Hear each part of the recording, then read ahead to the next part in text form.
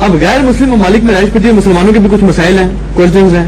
شکر ہے یار تھوڑا سا موضوع بدلا ہے, اور پانی دو یار منو, میں بھی ذرا تھوڑا جا. پہلا کوشچن تو یہ ہے کہ غیر مسلم ممالک کی شریعت لینے کے لیے جو علف اٹھایا جاتا ہے, اوہ شاہ جی, کیا اس کی شریعت میں اجازت ہے, اور کیا اس کے اندر کوئی ایسی باتیں ہیں کہ جو اسلام سے بغاوت تصور کی جائیں؟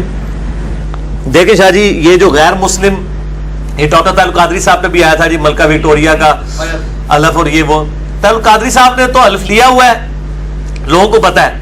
باقی جو ہمارے جتنے لیڈران ہیں نا, انہوں نے بھی الف لیا ہوا ہے, لیکن لوگوں کو پتا کوئی نہیں ہے, انہی کی پیروی کر رہے ہوتے ہیں. میں نے ان حلف کے الفاظ نہیں پڑھے کہ اگر اس حلف کے اندر یہ لکھا ہے کہ قرآن و سنت کے دلائل کے خلاف بھی ہم آپ کی اطاعت کریں گے, یہ نہیں لکھا, میں نے پڑھا. ہاں, تو پھر ملکہ وکٹوریہ کا حلف اٹھانا ہی کفر ہے. اگر دنیاوی معاملات میں اٹھایا ہوا ہے میں اس کی تابع فرمانی کروں گا, ہاں, تو وہ تو ہم نے پاکستانی حکومت کا بھی اٹھایا ہوا ہے, یہاں پہ بھی کئی چیزیں خلاف شرع ہے جی, اس کے ورثاء کا بھی وفادار ہوں گا. ظاہر وفاداری تو ہے نا, سارے ہم کر رہے ہیں وفاداری, کون نہیں کر رہا, وفاداری تو سارے کر رہے ہیں. باقی اگر یہ لکھا ہو کہ ہم کتاب و سنت کے دلائل کے خلاف بھی آپ کے وفادار رہیں گے, اس کا ذکر ہی نہیں ہے, لہٰذا اس چیز کو بالکل اچھالنا نہیں چاہیے. اور باقی یہ جو علماء کہہ رہے ہیں غیر مسلم ملکوں میں جا کے شریعت لینا حرام ہے, ان سارے علماء کے مدرسے, ان کے چندے, ان کے ٹشکرے بدماش جو باڈی گارڈ, ان کی لینڈ روور گاڑیاں, یہ سارے غیر مسلمان ملکوں میں بیٹھے ہوئے مسلمانوں کے ڈالروں کے اوپر چل رہی ہیں اور پاؤنڈوں کے اوپر. وہ ان کو آرام نہیں نظر آتا, وہاں سے آئی فون آ جائے گفٹ میں لے لیتے ہیں. وہ انجینئر صاحب ہی نے جنہوں روزانہ درجنہ آئی فون آفر ہوتے ہیں تو نہیں لیتے, انہوں کا ایک دیہڑے وضو نہیں کھلوتا. تو یہ ان کو کہہ رہے ہیں کہ جی آپ وہاں جا کے کافر کے ملک میں رہیں, اور کافر کے ملک میں جا کے کافروں کو ٹیکس دے کے, کافروں کی نوکری کر کے, جو کمائی کر کے ان کو بھیج رہے ہیں, وہ حلال ہو رہی ہے. تو یہ ان کے سارے, اگر کسی اسلام مطلب غیر مسلم ملک کے اندر دین کو پریکٹس کرنا آپ کے لیے مشکل ہو جائے تو وہاں رہنا حرام ہے. اگر نماز پڑھ رہے ہیں, روزہ, حج, زکات, جو بنیادی آپ کے ہیں چیزیں. باقی اگر آپ 100% کہیں تو وہ نہ سعودیہ میں 100% اسلام ہے, نہ پاکستان میں, نہ ایران کے اندر. کمزوریاں تو ہر جگہ موجود ہیں, پر یہ ملک ان سے بہتر ہے, تو ہم بھی پریفریبل کہتے ہیں, پر وہاں بھی رہنا چاہیے. ڈاکٹر اسرار صاحب ایک بات کرتے تھے, وہ کہتے تھے ہم سارے انڈیویجلی تو وہ اپنا وہ ہے مسلمان ہے, لیکن اجتماعی طور پہ ہمارا نظام کفر کا ہے. جی کفر کا نظام ہے, اس کو بدلنے کی کوشش کریں گے نا جی. تو آج کا تو نہیں ہے نا, ڈاکٹر اسرار صاحب سے ہم پوچھیں گے یہ کفر کا نظام ہمارے پہ جو مسلط ہوا ہے وہ آج کا تو نہیں ہوا, بہت پہلے سے ہوا ہے. وہ سود کے حوالے سے بات کرتے ہیں, سود کے حوالے سے بھی اور کئی چیزیں, وہ پھر میں اور طرف چل پڑوں گا. ٹھیک ہے, زیادہ مجھے زبان بند ہی رہے. غیر مسلم مرد جو ہے وہ مسلمان عورت سے شادی نہیں کر سکتا, اس کی کیا دلیل ہے؟ غیر مسلم جبکہ آپ ان کی عورت سے شادی کر سکتے ہیں. جی اس کی دلیل اجماع امت ہے, اور قرآن میں سورۃ المائدہ میں ہے کہ آج کے دل اہل کتاب کا کھانا اور ان کی عورتیں تمہارے لیے حلال کی جائیں گی. تو قرآن نے کیٹاگوریکل مینشن کیا ہے کہ صرف اہل کتاب کی عورتیں حلال ہیں.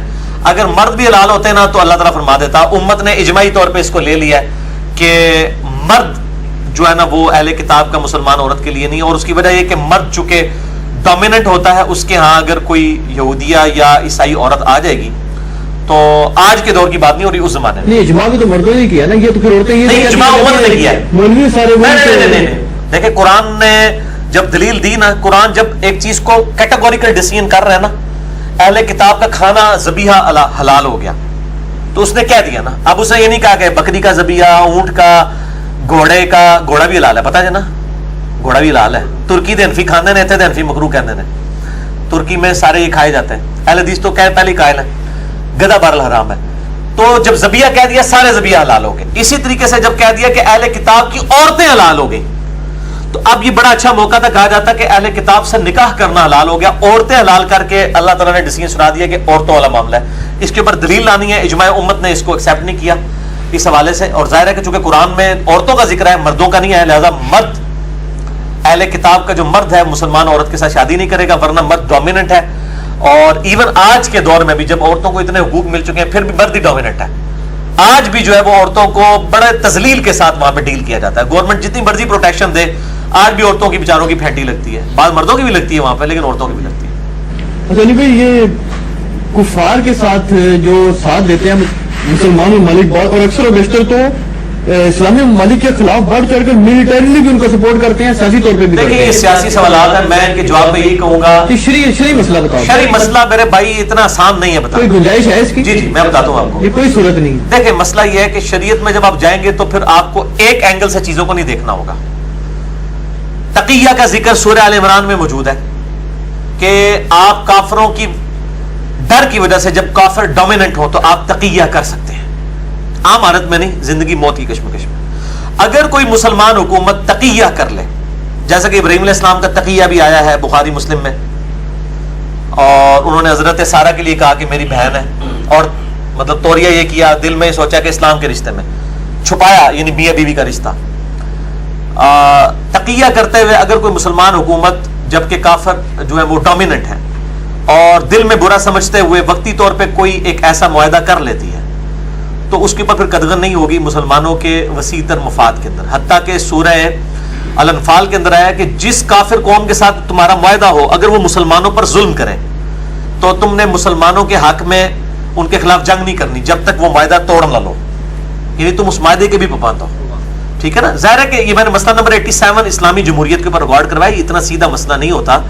کہ پھر دوسرا یہ ہے کہ اس وقت حکومتوں کی کیا مجبوریاں ہیں اور اسی طریقے سے فوج کی کیا مجبوریاں ہیں، ایجنسیز کی کیا ہے، وہ ہمیں نہیں پتہ ہوتی.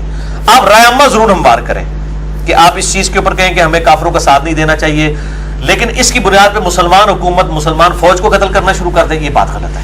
آپ رائے عامہ ہموار کریں. اور میں بتاؤں پولیٹیشینز میں بھی، فوج میں بھی، ایجنسیوں میں بھی ماشاءاللہ ہم سے پکے مسلمان موجود ہیں، وہ بھی اللہ کا خوف رکھنے والے لوگ ہیں. اور ظاہر ہے اگر برے لوگ تو ہر جگہ ہی موجود ہیں. آپ کی دشمنی مطلب خالی علماء سے ہے؟ جی علماء سے، اس لیے کہ علماء، جی بالکل صحیح کہہ رہے ہیں، میں آپ کی تائید کرتا ہوں. میں مطلب جو میرے پہ الزام ہے، جو میرا ہے، میں مانتا ہوں میری دشمنی صرف علماء سو کے ساتھ ہے، علماء پرائم کے ساتھ نہیں، علماء کرائم کے ساتھ ہے.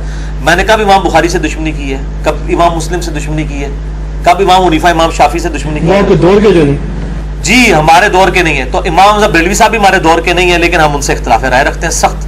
اشرف تھانوی صاحب بھی ہمارے دور کے نہیں، ہم ان سے بھی اختلاف رائے رکھتے ہیں. بلکہ ہم نے تو معین الدین چشتی صاحب المتوفا 633 ہجری، علی بن عثمان اجویری المتوفا 461 ہجری، ان ساروں کی کتابوں سے ان کے بدعقیدگیاں بتائی ہیں.